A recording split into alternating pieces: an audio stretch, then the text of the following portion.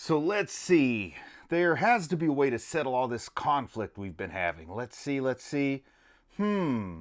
Maybe, just maybe, we could establish an economic exchange. So each country's dependent on the other's success. That could be good.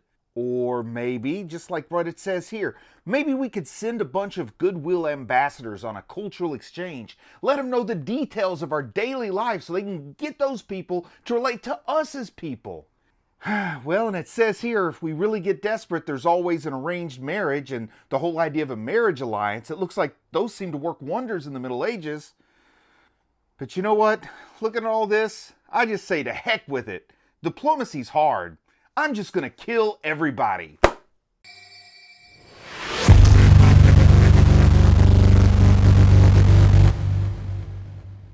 Before I get into the review, I just want to remind everybody that I do have a Patreon now, and I know a lot of you are already members of the Patreon, but if you're not and you're kind of curious about what's going on over there and you want to check it out, well, there is a link in the video description. So this episode, From You 2,000 Years Ago, man, it hits us with a lot of information and it clarifies a lot of things. It puts an end to a lot of speculation. And it all starts even in the cold opening because we see Grisha give Zeke this ominous warning. And we saw this at the end of the previous episode, but it kind of drives it home seeing it again here. He tells Zeke that from here on out, only Aaron will get what he wants. And the real scary thing is, what does Aaron want? Because it sounds like what he wants might be pretty bad by the way Grisha was reacting. But then when they get back into the coordinate, and I thought it was Aaron who pulled Zeke back into coordinate, but people told me I was a little bit wrong about that. It was actually Zeke that pulled Aaron back in after that embrace with Grisha. And I gotta tell you, there was a real spine tingling, kind of chilling moment when Aaron is talking to Zeke and he basically says that all of this transference of the memories, everything that's happened here, it's all only possible because you took me in to show me our father's memories. And that to me was just really chilling, driving home to Zeke how much he messed up and how much he played into Aaron's hands and how counterproductive his little exercise here in the coordinate turned out to be. And then furthermore, we see that the reason he knew how everything was going to happen and he knew what to do and knew how to play this game is because, of course, like people had suggested, when he kissed Historia's hand, it unlocked his memories from his father. But of course, his father had the memories that Aaron had sent back to him, so that whole causal loop comes into play. He sends the memories back so that he can get them, so that he knows what they are to send them back. I won't go into the bootstrap paradox again, but it is what it is there. But what I really find interesting in this is we have a framing story where Frida is explaining to Krista what it means to be ladylike. And what this does is it gives us a reason to learn what is finally the true story of Ymir, the founder, the originator of the Titan ability, the one who discovered the Titan ability and gave rise to all this conflict that we see here. And one thing that we learn right off the bat, Ymir was just a villager. She was just a villager, and these people came in. They came in and took her as a slave along with other people from her village. And, I assume from what we saw that they also murdered a bunch of people from her village. And they were taken in by the Eldians, who at the time were just self-described as a tribe, not even much of a nation at that point. So this really helped me understand that Ymir is not Ymir Fritz. Ymir's not even an Eldian. Ymir is a victim of Eldian aggression 2,000 years ago. And that was something very different from what I expected the true story to be. And here the Eldians are depicted as Germans or barbarians, and I mean that in the ancient Roman sense, where basically anybody in northwestern Europe or Western Europe that weren't Romans were considered barbarians. That includes Germans, Celts. They just sort of described everybody to the north as Germans. So when I say that, I'm not necessarily talking about present day modern Germany when I say the Germans are barbarians, but just in an ancient Roman sense. And of course we see sort of opposed to that, to give it some clarity, that the ancient Marleyans are kind of portrayed as Romans here. But Ymir's not a native Eldian. At least that's what I take from this, right? I mean, is that what you take from it? She's not a native Eldian. She was from some small village and she got captured and she's a captive of the Eldians. So that makes it really interesting about that difference between the defining trait of Eldians, and Ymir is the founder, and Ymir herself not even being an Eldian. I find that really interesting and also kind of true to the way history works out sometimes. But this does something for me, at least, that's really effective narratively because it allows me to empathize with Ymir. Like I said, she's kind of a victim here. And I can still harbor resentment for the aggression of the original Eldians. They're like cruel captors and warlords. So it does kind of allow me to get back to this kind of cognitive dissonance, this duality in my mind about Eldians, like the Eldians on Paradis versus the Eldians back in Marley. Like it's this whole dichotomy that I have to come to terms with.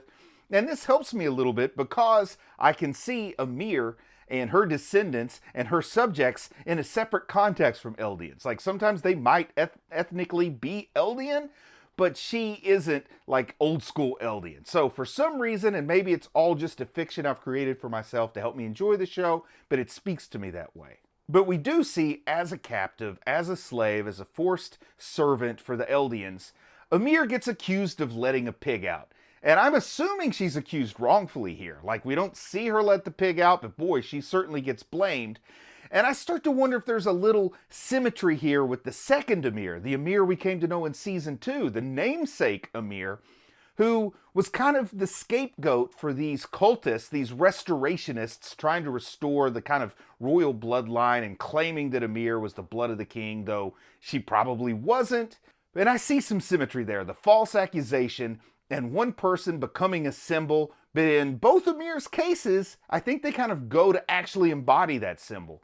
But they're both scapegoats here. And something else that's interesting is the way it's depicted in the anime, which from what I understand from manga readers is the same as the manga, but there's 13 accusers, or at least we see 13 fingers pointed at her. So to me, I like the idea of 13 accusers. And you know, 13 is an unlucky number, but also 13 is the number of years that a Titan shifter can exist. That's the length of their term, I guess you would say. It's 13 years and done. So it's kind of interesting to see it go back to that number. And I just kind of wanted to look up, why is 13 considered this unlucky number? Why are there superstitions around the number 13? And I found a few different possibilities, but most interesting to me, particularly in this context of Ymir with the 13 accusers around her, is Judas Iscariot, or sometimes referred to as Judas the Betrayer, from, you know, the biblical story that talks about he was the 13th person to sit at the table at the Last Supper. So with him sitting at the 13th spot at the Last Supper, with Judas being the betrayer, and this feels to me kind of like a betrayal of Ymir by the other people forced in servitude here at the spot. So I think there might be a betrayal kind of parallel there, or maybe I'm just trying to hammer something in there that doesn't quite fit, because 13 is just sort of, you know, internationally known as a number of significance. Whether it's lucky or unlucky depends on where you're at, but it always seems to have some significance. Maybe because there's 13 lunar cycles in a year, who knows? But as a result of this accusation, Ymir is set free. Those are the words that the old King Fritz used. You'll be set free. And I have free here in major, major quote marks, because what it means is she's turned loose and hunted. And, you know, I wonder how Ymir's so-called freedom relates to, or is analogous to, the freedom that Eren strives for. Like this dream of freedom turns out to be really harrowing for Ymir, and I kind of feel like Eren is perhaps going to be really, really hunted. I mean, he's been hunted up to this point as he strove for freedom, but what's going to happen now if he sort of accomplishes his idea of freedom? I don't imagine it's going to get any easier for anyone anywhere when that happens. But I do like that potential parallel that her punishment was to be set free, and of course freedom is what Eren strives for above all else. And of course, you know, if you're looking at those parallels and I kind of play it out to its logical conclusion, I guess the only way to be free is to eliminate the hunters. And well, that seems like what Eren's working on, doesn't it? But after she's set free, she's chased into a tree, into a giant tree. And trees are important pagan symbols, or at least European pagan symbols. You know, talking about Celtic religions, Norse religions, Germanic religions. And a specific tree is Yggdrasil, or Yggdrasil. Yggdrasil. I am not so good at pronouncing words, you guys know that, but it's an important tree in Norse mythology. And I think that Yggdrasil might be the inspiration for the tree that Ymir enters here. And Ymir does share a name with an important figure in Norse mythology. The Norse Ymir was like the ancestor of all the trolls and frost giants and all the other strange creatures that collectively are referred to as Jotnar. Jotnar? Yeah, you gotta love my Swedish as much as my Japanese here. But I think we can really look at this tree that Ymir enters as similar to Yggdrasil. But Yggdrasil had 3 roots. Now 2 went into these massive wells of water and 1 went into a spring. And we see Ymir tumble into a body of water here as she enters the tree, like she went down to the roots and fell into one of these mythical bodies of water. And it looks like still water to me, so I think she fell into one of the wells and not into a spring. But at the bottom of one of those 3 roots on Yggdrasil, well, there's a creature described as a dragon, and it gnaws on one of the roots of the tree. And it's a creature called Nidhogg. Nidhogg? Once again, I do my best here. But the first part of that name, Nid or Nide, well, that's a term for a type of social stigma. And perhaps you can think of that as like the sort of social stigma that the Eldians come to experience in the world as everything unfolds in this Attack on Titan story. And also, the job of Nidhogg was to gnaw on the corpses of people who had committed the worst crimes. Maybe like how Eren seems determined to punish the world for the world's crimes. And what I'm getting at here is that the creature that grants Ymir her founding Titan power, well, that may be analogous or at least inspired by the Norse Nidhogg, or Nidhogg. Please forgive my pronunciation. And that creature's physical appearance certainly caught my attention as well. I mean, it had this unique look to it. It was like this central band with branches coming off of it. And I thought it looked a lot like a spinal cord, which was super interesting. The spinal cord thing floating in the water. And that kind of really drove home the idea that it's the spinal fluid that communicates the Titan ability or transfers the Titan ability from a Titan shifter to another person to become a Titan, and so on and so forth. But an astute commenter down in the video comments of the reaction pointed out its resemblance to an extinct creature belonging to the genus Hallucigenia.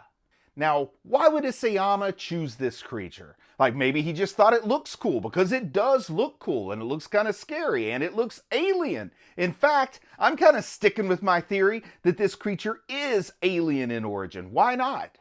But maybe he also chose it just because this extinct creature is ancient and mysterious. That's also a possibility.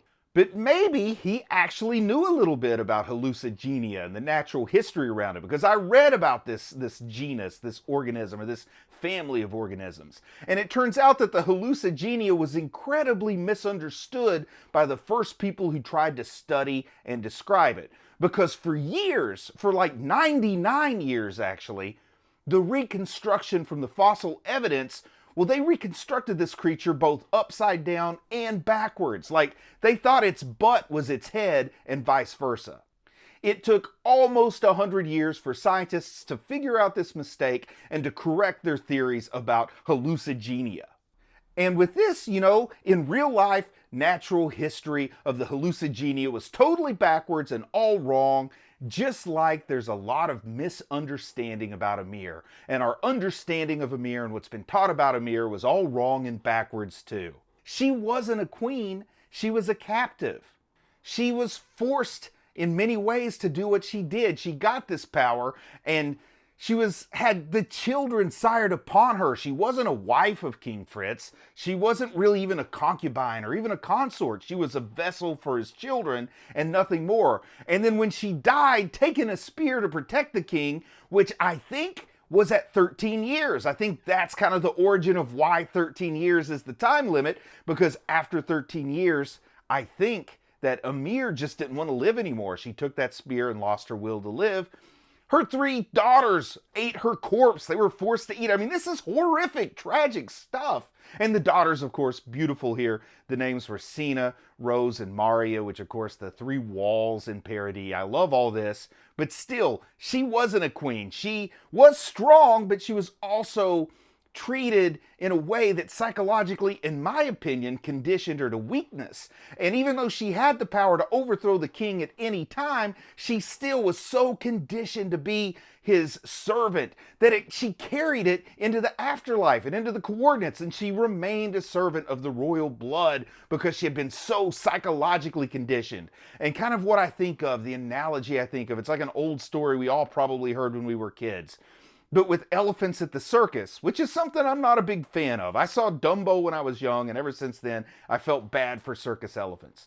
But the story I always heard was when the elephants are tiny, you put a chain around their ankle, and they pull and pull for a few months, and they can't get loose, and they just lose the will to fight against the chain. And then when they're big, gigantic, multi-ton animals that can easily snap the chain, just a simple little thread will hold them to it because their will to get free has been broken when they were young.